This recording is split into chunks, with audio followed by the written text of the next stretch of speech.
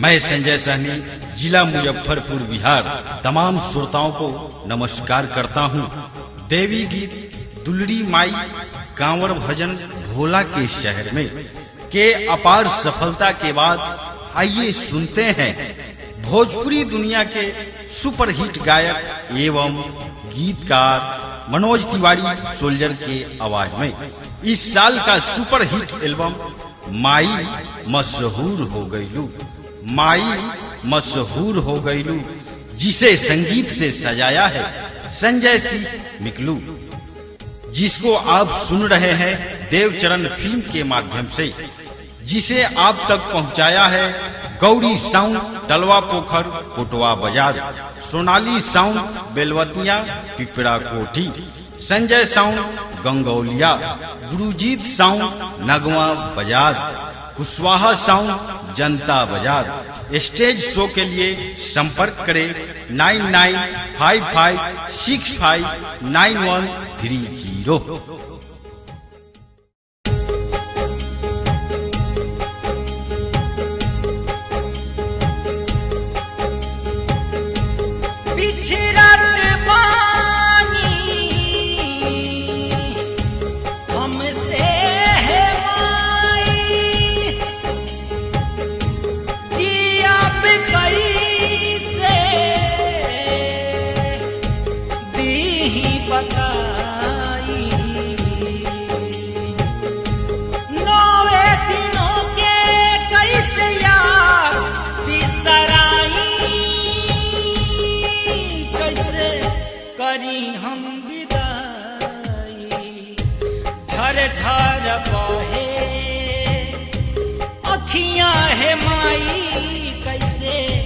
करी हम विदाई,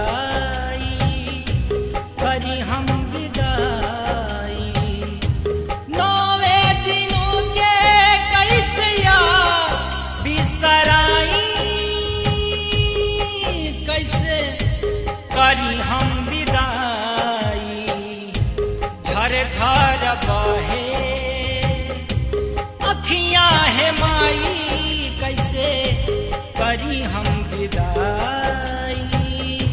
करी हम विदाई।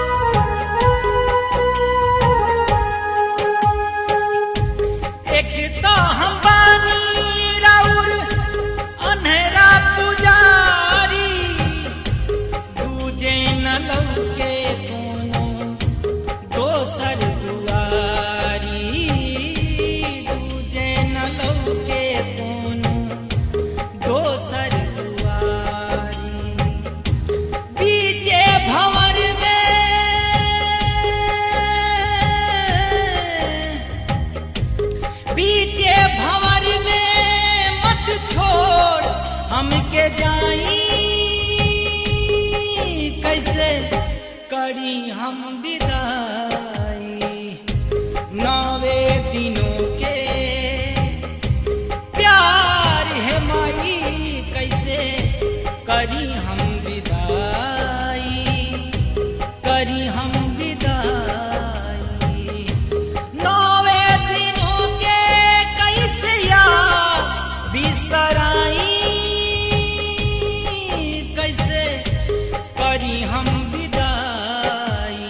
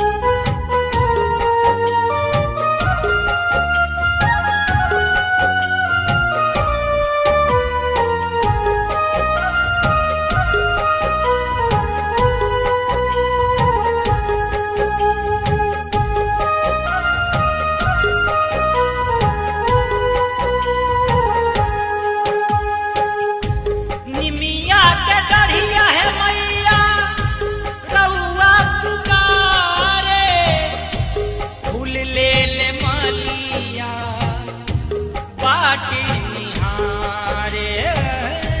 फूल ले ले मलिया बाटी निहारे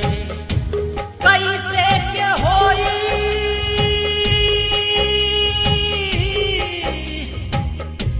कैसे के होई सेवकाई हे माई कैसे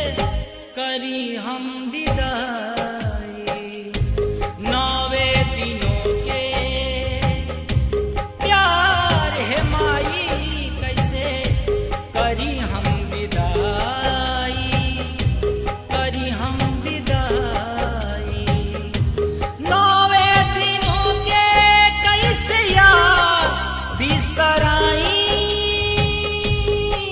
कैसे करी हम विदाई झर झर बहे अखियां है माई कैसे करी हम विदाई करी हम विदाई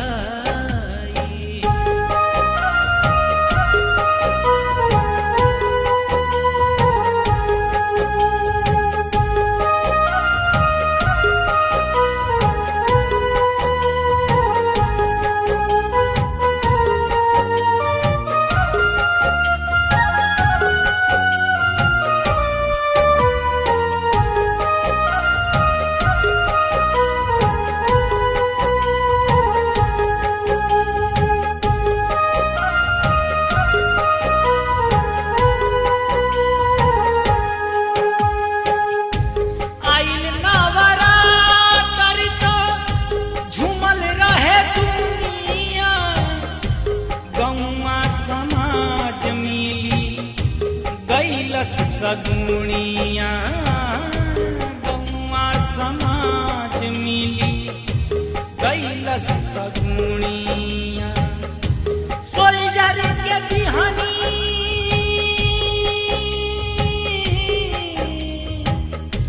सोल्जर के दिहानी रुलाई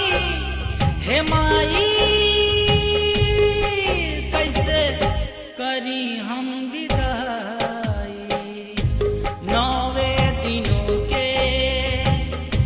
याद हे माई कैसे करी हम विदाई करी हम विदाई नौवे दिनों के कैसे याद बिसराई कैसे करी हम